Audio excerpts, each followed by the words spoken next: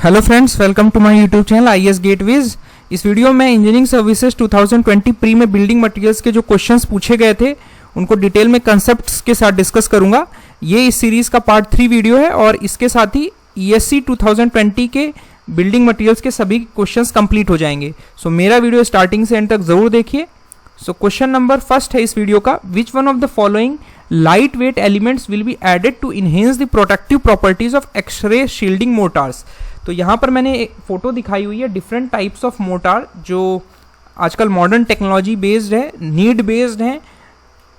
उसमें सबसे पहला कैटेगरी जो है वो है हमारी fire resistance motor, light weight motor जिसमें हम लाइट वेट एग्रीगेट्स यूज करते हैं, पैकिंग मोटार, गेज मोटार और एक्सरे शील्डिंग मोटार। तो यहाँ पर एक्सरे शील्डिंग मोटार के बारे में बात कर रहा है, तो डिटेल में देख लेते हैं कि हम एक्सरे शील्डिंग मोटार को कैसे प्रिपेयर करते हैं। जैसा कि नाम ही सजेस्ट कर रहा है कि जो मोटार हम एक्सरे को, जो हमारी रेज हैं, ये हार्मफुल रेज होती हैं जिनको शील्ड करने के लिए जो मोटार हम यूज करते हैं,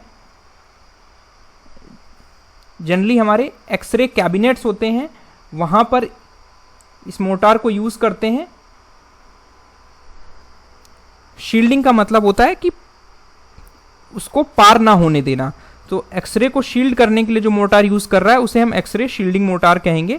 अब ये प्रिपेयर कैसे करते हैं? नॉर्मली जो हमारा मोटार होता है उसमें भी हम सीमेंट यूज करते हैं, तो सीमेंट इसमें भी यूज करेंगे, बट जनरली हमारा जो सीमेंट यूज की जाती है यहाँ पर वो पोर्टलैंड सीमेंट और हमारी या फिर स्लैग सीमेंट हम यूज करते हैं for the preparation of X-ray shielding mortar. उसके बाद हम इसमें क्या यूज करते हैं? सैंड यूज करते हैं, जिसमें सबसे ज़्यादा इंपॉर्टेंट जो रोल प्ले करता है वो सैंड का होता है, जिसमें जो इसका साइज़ है वो हमारा maximum size up to 1.25 mm तक होता है, और जिसको हम डेराइव कहाँ से, जो इसका सोर्स होगा वो हमारे क्या होंगे? हैवी रॉक्स होंगे। हैवी रॉक्स एग्रीगेट को क्रश करके हम ये सैंड प्रिपेयर करते हैं, बिकॉज जो उनकी शील्डिंग पावर है ऐसे रॉक्स की वो ज़्यादा होगी, इसी वजह से सैंड को हम हैवी रॉक से क्रश करके यूज़ करेंगे। फिर इसमें इंपॉर्टेंट चीज़ और है कि हम इसमें साथ में कुछ एडमिक्सचर्स डालते हैं इस मोटार को प्रिपेयर करते समय, and these admixture are in the form of light weight elements. Light weight elements का मतलब ये है कि जिनकी जो डेंसिटी है वो काफ़ी कम होती है, ठीक है। They are having low density, जैसे हमारे लो डेंसिटी मटेरियल्स होते हैं, लाइट वेट मटेरियल्स होते हैं, उसी तरह लाइट वेट हमारे एलिमेंट्स हैं जिसमें हमारा जो बेसिकली हम यूज़ करते हैं उसमें नंबर 1 पे है हाइड्रोजन, जो हमारा मोस्ट अबंडेंट एलिमेंट है यूनिवर्स में। उसके बाद हमारा है लिथियम और उसके बाद है हमारा कैडमियम।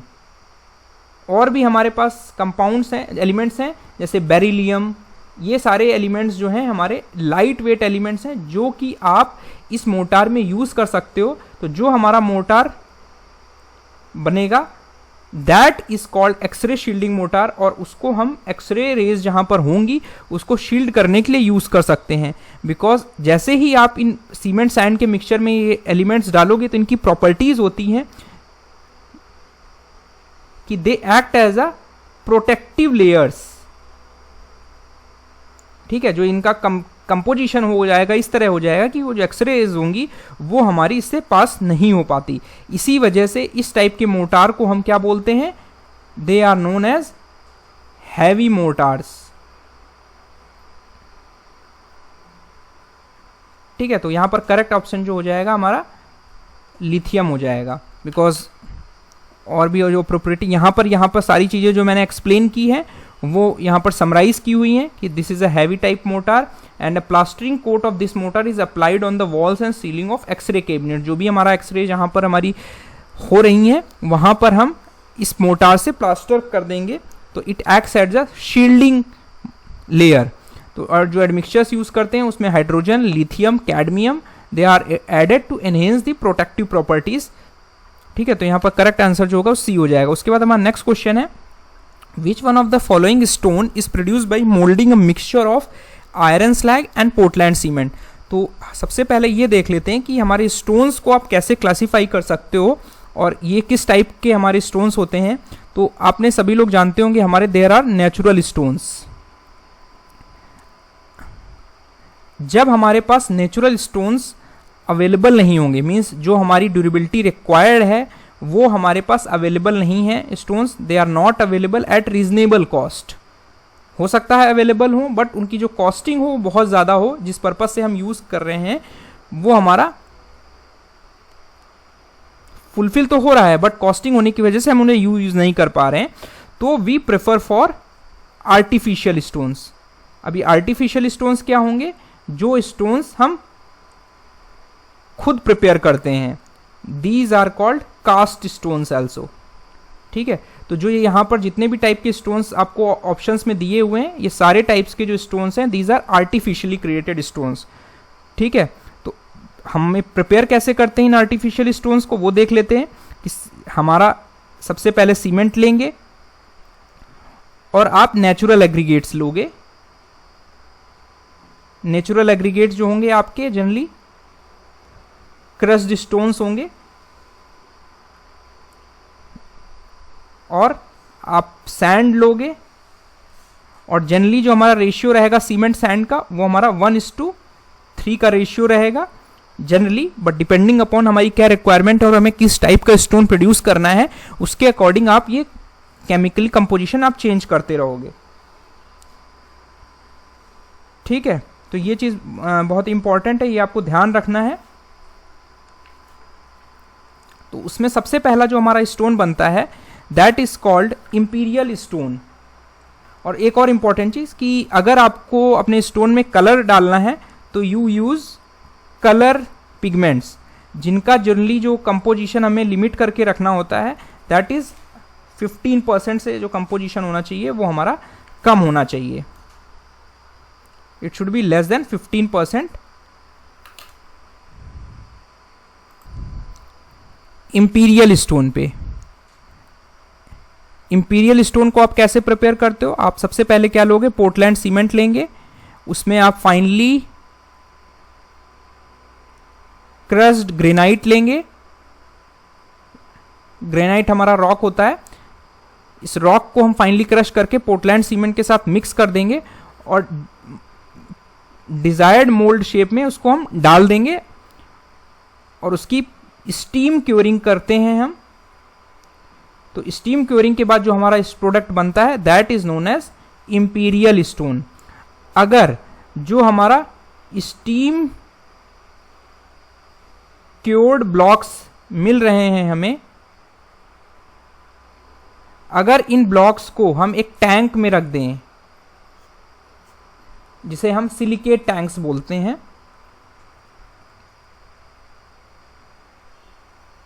ये हमारे सिलिकेट टैंक्स होंगे और इसमें हमारा कौन सा कंपाउंड रहेगा? Generally soda silicate. तो उससे होगा क्या?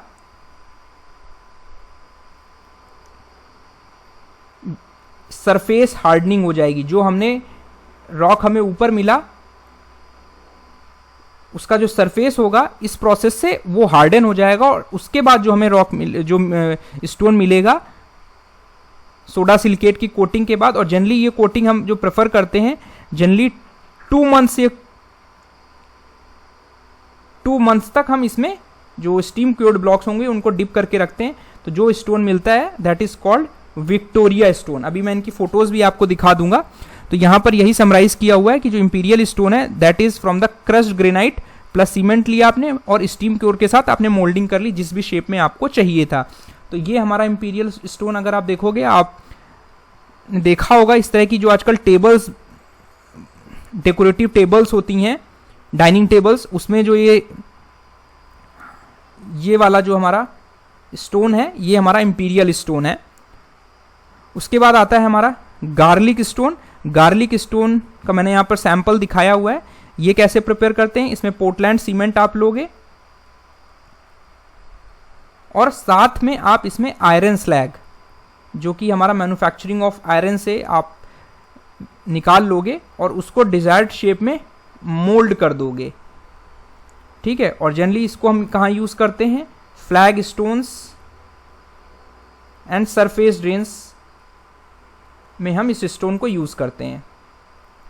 उसके बाद नेक्स्ट कैटेगरी का स्टोन है that is known as ransom stone.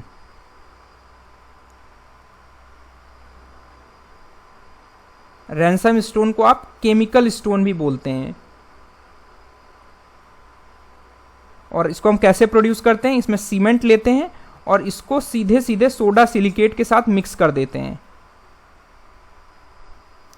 और इसको हम कहां पर यूज करते हैं, it is used in the decorative floorings. ठीक है, और जो इसकी कंप्रेसिव स्ट्रेंथ होती है हमारी अराउंड 32 न्यूटन पर एमएम स्क्वायर होती है। तो यहां पर विक्टोरिया स्टोन मैंने आपको एक्सप्लेन कर दिया। रैनसम स्टोन आपका soda silicate plus cement for decorative flooring के लिए यूज करते हैं। कंक्रीट ब्लॉक आपका मोल्ड्स में कास्ट करते हैं स्टेप्स में, जो कि हमारा विंडो सिल्स और मैसनरी वर्क्स में यूज किया जाता है। जो हमारा बिटुमिनस स्टोन है, इसमें हम बिटुमिनस ऐड ऑन कर देते हैं सीमेंट के साथ और हमारा जो स्टोन बनता है that is used for noise wear and dust resistant stone surfaces.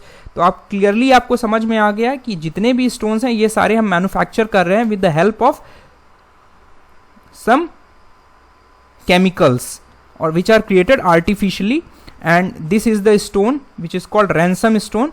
तो यहां पर पूछ रहा है कि आपका कौन सा स्टोन जो है वो आयरन स्लैग और पोर्टलैंड सीमेंट को मिक्स करके यू बनाते हैं, that is the garlic stone, जो कि हमारा ड्रेन्स वगैरह में यूज करते हैं, जो कि मैंने अभी यहां पर एक्सप्लेन किया था।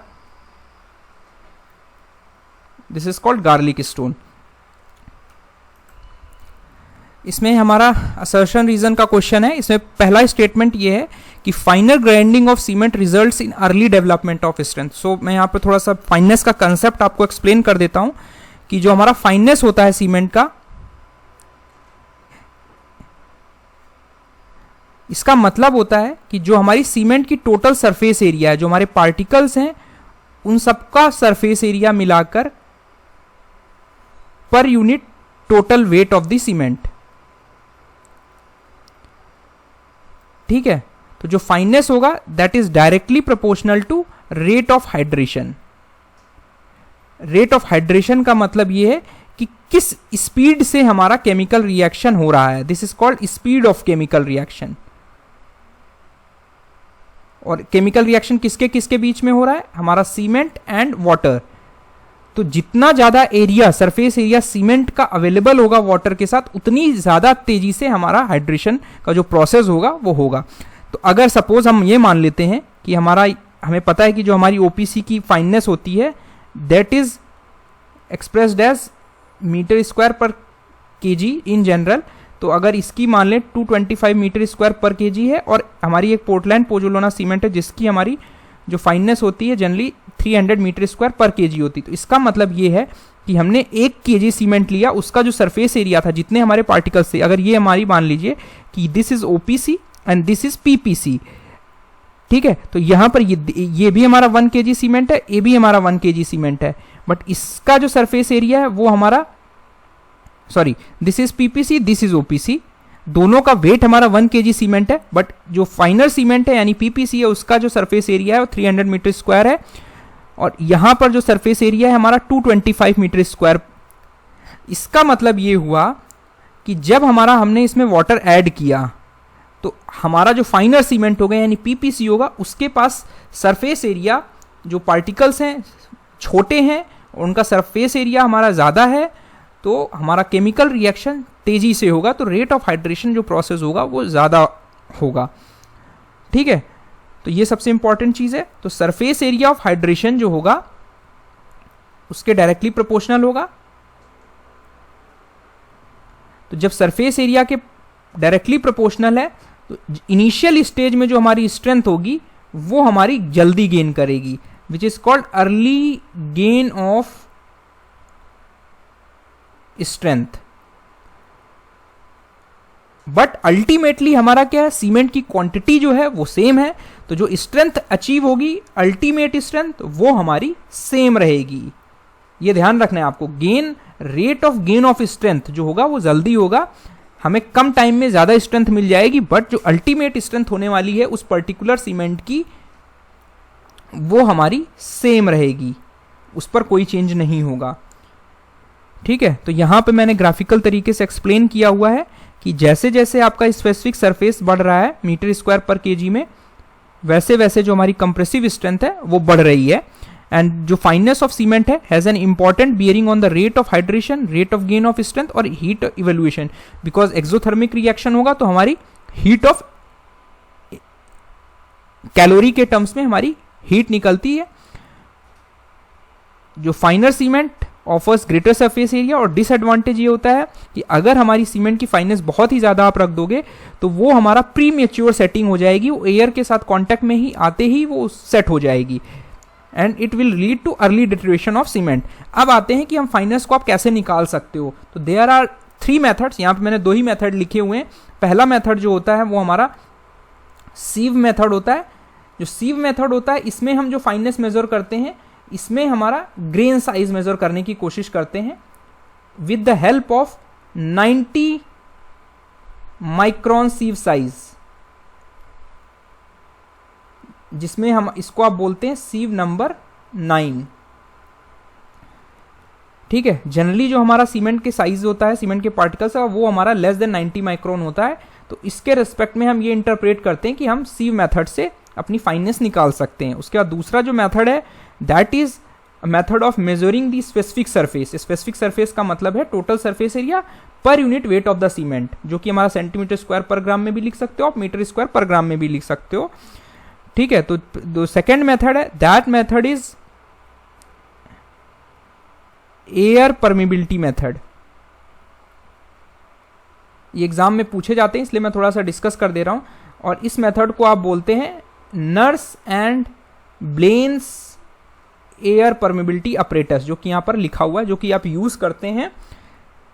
और थर्ड मेथड जो है हमारा, जिसमें सरफेस एरिया के टर्म्स में ही आप मेजर करते हो, that is called Wagner turbidity meter method. ये एग्जाम में पूछा जा सकता है, आपको ध्यान रखना है कि वैगनर टर्बिडिटी मीटर मेथड जो है उससे भी हम अपने जो सीमेंट की फाइननेस है in terms of specific surface यानी total surface area per unit gram of cement निकालते हैं। ठीक है, ठीक है, जो मैंने यहां पर एक्सप्लेन किया। तो अब आते हैं स्टेटमेंट पे, finer grinding of cement results in early development of strength. ये स्टेटमेंट बिल्कुल करेक्ट है। सेकेंड स्टेटमेंट है the finer the cement the higher is the rate of hydration. तो ये स्टेटमेंट भी सही है। और ये हमारा जो अर्ली डेवलपमेंट ऑफ स्ट्रेंथ होता है ये इसी वजह से होता है बिकॉज हमारा इनिशियल स्टेजेस में हमारा सरफेस एरिया पानी के लिए ज़्यादा अवेलेबल होता है रिएक्शन के साथ, तो रेट ऑफ हाइड्रेशन हमारा ज़्यादा होता है, जिसकी वजह से there is a gain of early development of strength और हमारी अल्टीमेट स्ट्रेंथ सेम रह जाती है। तो यहाँ पर जो सेकेंड स्टेटमेंट है करेक्ट एक्सप्लेनेशन है फर्स्ट स्टेटमेंट का, तो हमारा करेक्ट ऑप्शन जो होगा वो ए होगा। उसके बाद हमारा नेक्स्ट क्वेश्चन है, ये क्वेश्चन हमारा पोज़ोलोना से रिलेटेड है। तो पोज़ोलोना के बारे में डिटेल से समझ लेते हैं कि जो हमारा पोज़ोलोना होता है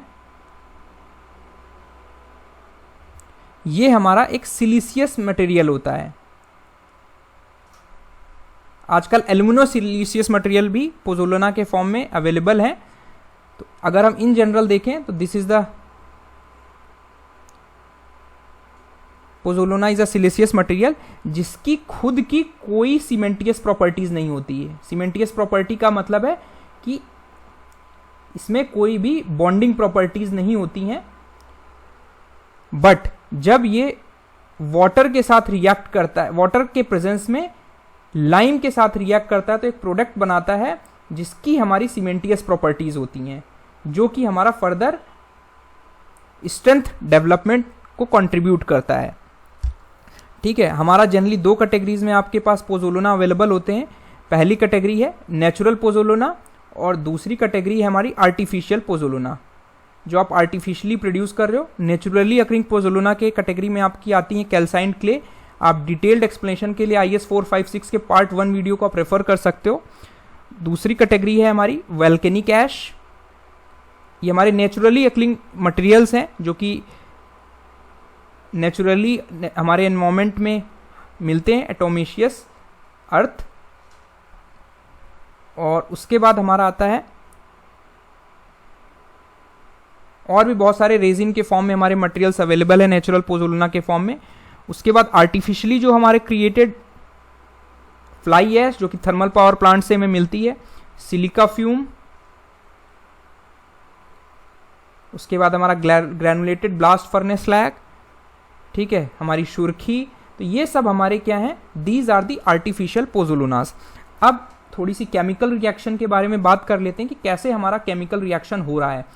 ये मैंने जैसे सपोज जब आप पोज़ोलोना नहीं डाले होते हैं अपनी सीमेंट में, तो नॉर्मली हमारा जो हाइड्रोलिक केमिकल रिएक्शन होता है जिसे हम हाइड्रेशन ऑफ सीमेंट प्रोसेस बोलते हैं, तो जो C3S है, जो बोग्स कंपाउंड है, वो वाटर के साथ रिएक्ट करके हमारा CSH जेल बनाता है, जो कि बहुत ही फास्ट रिएक्शन होता है एंड एक्सोथर्मिक रिएक्शन होता है। और हमारा ये जो CH है, ये हमारा कैल्शियम हाइड्रोक्साइड को इंडिकेट कर रहा है, जिसकी जो वॉल्यूम है 20 to 25% वॉल्यूम होती है टोटल हाइड्रेट प्रोडक्ट में, जो कि हमारा स्ट्रेंथ कंट्रीब्यूट नहीं करता है।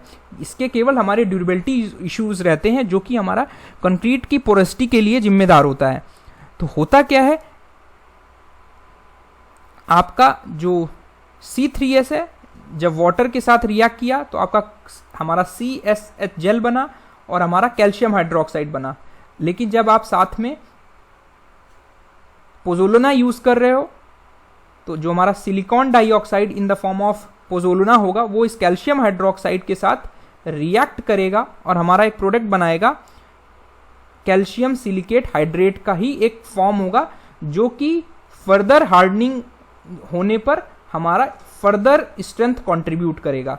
बट जो ये प्रोसेस है, ये केमिकल रिएक्शन है, ये बहुत ही स्लो रेट से होता है, ठीक है। तो यहां पर अगर इस प्रोसेस को बोलते हैं हम पोज़ोलोनिक एक्टिविटी या पोज़ोलोनिक रिएक्शन, जो कि यहाँ पे मैंने लिखा हुआ है।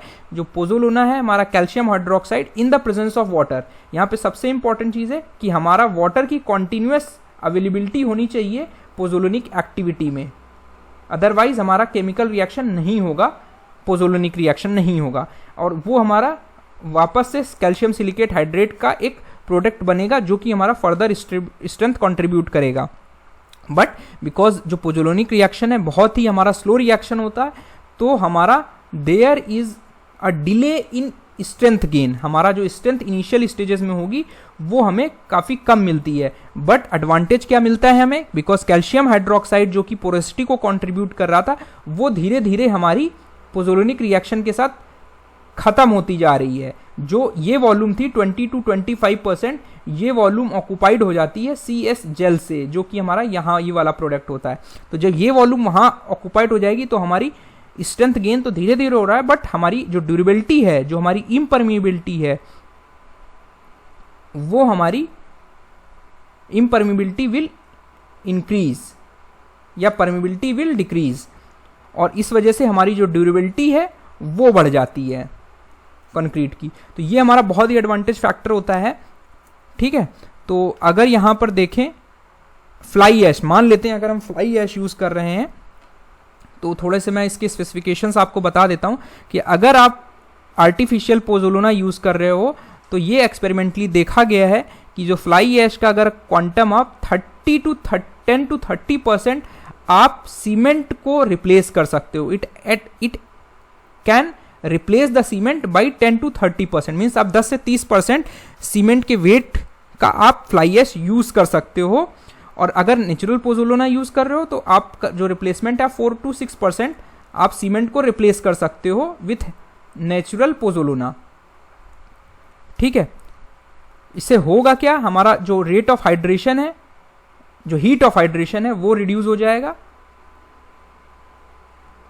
ठीक है। तो जब हम फ्लाई ऐश यूज करते हैं, अगर मान लीजिए आप 30% फ्लाई ऐश यूज कर रहे हैं, तो आपका जो हीट ऑफ हाइड्रेशन है वो हमारा 50 to 60% रिड्यूस हो जाता है। मीन्स 30% आप अगर फ्लाई ऐश सीमेंट की जगह डाल देंगे तो हमारा 50 से 60% हीट ऑफ हाइड्रेशन रिड्यूस हो जाएगा। हमारा जो स्ट्रेंथ गेन है वो हमारा अर्ली स्टेजेस में बहुत ही कम रहेगा। जो lower strength is achieved at 7 and 28 days, और जनरली हमारी जो स्ट्रेंथ है वो आफ्टर 3 months हमको मिलती है as compare to normal cements, जब हम उसमें कोई पोज़ोलोना यूज नहीं कर रहे हैं। तो ये हमारे कुछ एडवांटेजेस हैं। फर्दर हमारी ब्लीडिंग, हमारा सिग्रीगेशन और जो हमारा श्रिंकेज है, ये सारे जो हमारे फैक्टर्स हैं ये हमारे इसमें इम्प्रूव हो जाते हैं। और आजकल जो हम जैसे मैंने बताया था कि एल्यूमिनो सिलिसियस पोजोलुना भी यूज हो रहे हैं। The alumina also participates in the reaction with calcium hydroxide, और वहां पर कैल्शियम सिलिकेट हाइड्रेट की जगह हमारा कैल्शियम एल्यूमिनो हाइड्रेट और कैल्शियम एल्यूमिनो सिलिकेट हाइड्रेट भी बनता है, जो कि फर्दर हमारा सीमेंटियस प्रॉपर्टीज जिनके पास होती है, जो कि स्ट्रेंथ कॉन्ट्रीब्यूशन में रोल प्ले करते हैं।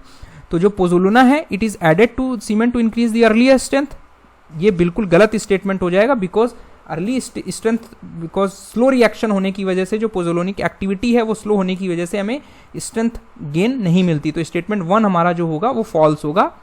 और it reduces heat of hydration, ये बिल्कुल करेक्ट स्टेटमेंट है जैसा कि मैंने एक्सप्लेन किया। तो स्टेटमेंट 1 फॉल्स होने से हमारा जो करेक्ट ऑप्शन जो होगा वो हमारा डी होगा, जिसमें हमारा statement 1 is false and statement 2 is correct. तो करेक्ट ऑप्शन जो होगा वो डी होगा। आई होप मेरा वीडियो आपको पसंद आया होगा। इस तरह की वीडियोस मैं फर्दर बनाता रहूँगा। Thank you.